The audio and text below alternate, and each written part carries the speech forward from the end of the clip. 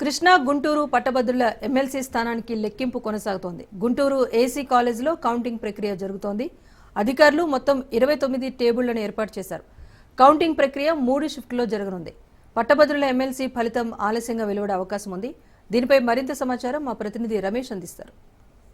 Guntur నగరంలోనే AC కాలేజీలో ఏదైతే graduate ఎన్నికలకు సంబంధించినటువంటి ప్రక్రియ కొనసాగుతుంది. ఏదైతే ఉదయం 8 గంటలకి ప్రారంభమైనటువంటి నేపథ్యంలో కూడా ఇప్పటి వరకు కూడా పూర్తిగా కూడా ఏదైతే మరి ఆ బండిల్స్ మొత్తం కూడా ఒక్కొక్క 50 ఓట్లకు సంబంధించినటువంటి ఒక్కొక్క కట్టకడుతూ కూడా రమ్ముల్లో వేస్తూ కూడా అటు పూర్తి స్థాయిలో భద్రపరుస్తున్నటువంటి పరిస్థితి కనపడుతుంది. అయితే ఆ లోపల ఏం జరుగుతుంది సార్, ఇప్పటి వరకు ప్రక్రియ కొనసాగుతుంది, పూర్తి స్థాయిలో కౌంటింగ్ కొంత లేట్ అయ్యేటువంటి అవకాశం ఉంది, ఎలా చూడాలి? ఏమి లేట్ అవ్వట్లేదు.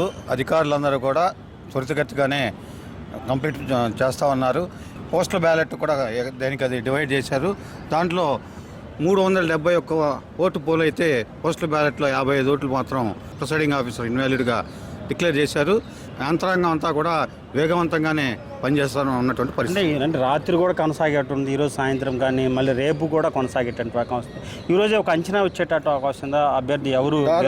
నాకు తెలిసి దాదాపుగా 11-12 గంటలకి ఒక అంచనా అయితే వచ్చేటటువంటి పరిస్థితి అయితే ఖచ్చితంగా ఉంది. సాయంత్రంలోగా అభ్యర్థికి ఏదైతే మరి 2 లక్షల పైచిలకు ఓట్లకు సంబంధించి ఎవరికైతే 51% వస్తుందో వారు విజేతగా ప్రకటించేటువంటి అవకాశం ఉంది. ఒకవేళ ఎవరు మెజార్టీ రానిటువంటి నేపథ్యంలో ఆ ఓట్ల పూర్తిగా కూడా లెక్కింపు వేసిన తర్వాత కూడా మరి ఎవరికైతే మెజార్టీ వస్తుందో దాన్ని బట్టి కూడా విజేతలుగా డిసైడ్ చేసేటువంటి అవకాశం ఉంది. అయితే ఖచ్చితంగా 51% ముందస్తుగానే ప్రక్రియ పూర్తి అయ్యేటువంటి అవకాశం ఉంది. ఎందుకంటే రేపు సాయంత్రం వరకు ఇదే ప్రక్రియ కొనసాగాలని ఒక 3 బ్యాచ్లుగా అటు ఎన్నికల రిటర్నింగ్ అధికారులు రూపొందించినటువంటి నేపథ్యంలో అటు జిల్లా కలెక్టర్ నాగలక్ష్మి ఆధ్వర్యంలో కూడా రిటర్నింగ్ అధికారిగా ఉన్నటువంటి నేపథ్యంలో అటు ఎన్నికల నిబంధనల ప్రకారం అటు లెక్కింపు ప్రక్రియ కొనసాగుతున్నటువంటి పరిస్థితి కనపడుతుంది. అటు సిట్టింగ్ ఎమ్మెల్సీగా ఉన్నటువంటి కేఎస్ లక్ష్మణ్, అదేవిధంగా టీడీపీ కూటమికి సంబంధించినటువంటి అభ్యర్థి ఆలపాటి రాజా మధ్య